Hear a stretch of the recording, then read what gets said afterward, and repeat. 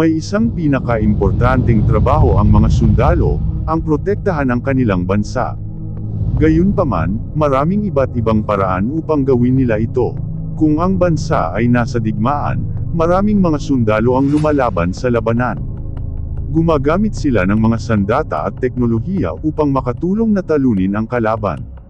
Sa panahon ng kapayapaan, alerto ang mga sundalo sa anumang panganib o banta sa kanilang bansa. Pero, paano kung sa panahon na hindi mo inaasahan, at iba ang sitwasyon, bilang isang sundalo, ano ang gagawin mo? Magagamit pa ba ang pagiging sundalo? Yan ang ating alamin sa ating kwento ngayon.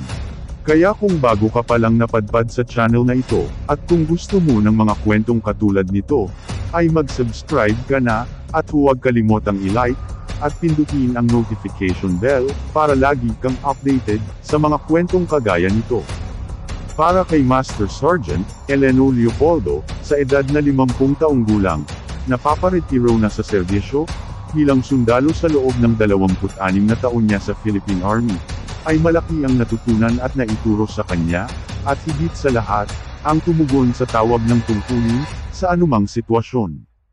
Si Master Sergeant Eleno Leopoldo, ay residente ng Burgos Village sa Cortes, Surigao del Sur, sa loob ng hindi bababa sa 2 dekada.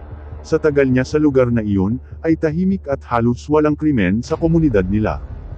Pero, nasubukan ang pagiging isang sundalo nito, isang hapon noon ng ika-18 ng Mayo, 2012, nang pauwi si Master Sergeant Eleno Leopoldo, mula sa kanyang palayan sa Cortes, Surigao del Sur, nang may narinig siya noon na sigawan at nagkakagulo sa kanilang lugar. Noong hapong iyon, isang negosyanteng kapitbahay niya ang ninanakawan ng 4 na armadong lalaki, may 300 metro ang layo mula sa kanyang bahay. Laking gulat niya nang papalapit na siya sa lugar, nang tinangka ng mga armadong lalaki, na agawin ang motorsiklo ng kanyang kaibigan. Agad na pinalo ng baril ng mga magnanakaw ang kaibigan niya, nang pumalag ito, at binaril naman sa magkabilang hita ang kanyang anak. Nabigla siya nang makarinig ng putok ng baril.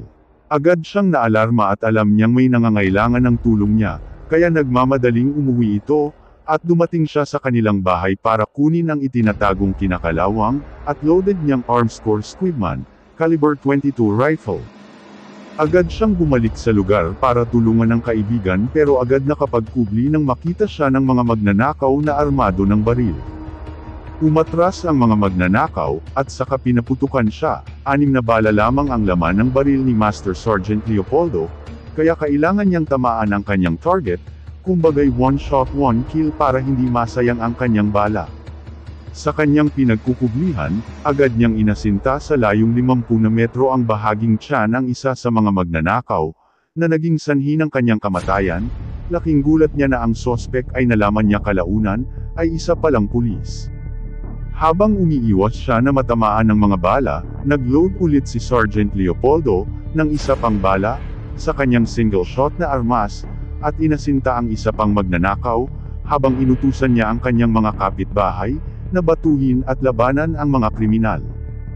Habang binabato ng kanyang mga kapitbahay ang mga magnanakaw, nagkaroon ng pagkakataon si Master Sergeant Leopoldo, na makitang mabuti ang mga sospek, at inasinta ang mukha ng isa at tinamaan ito, sa gitna ng kanyang ilong sa kanyang pangatlong putok.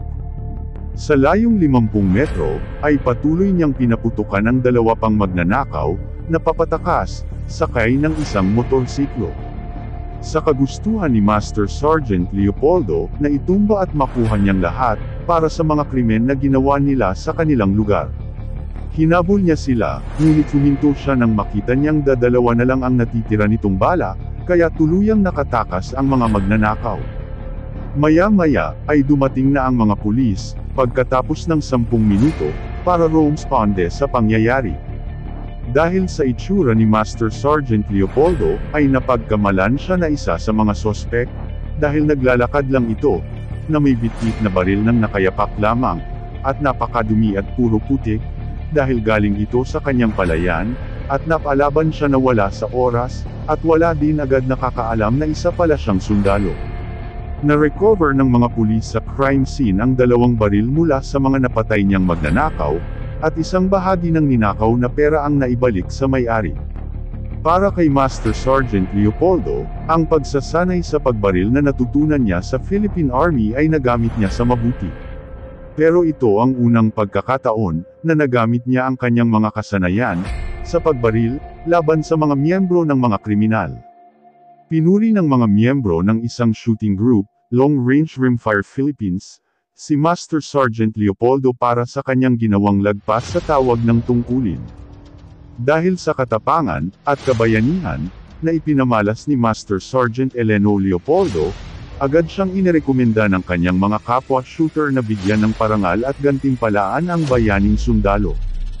Pinangakoan din ng commanding officer ng Arms Corps Ready Reserve Battalion, na nakabase sa Marikina City, ang paggawad ng bagong 9mm Arms Corps pistol para kay Master Sergeant Leopoldo.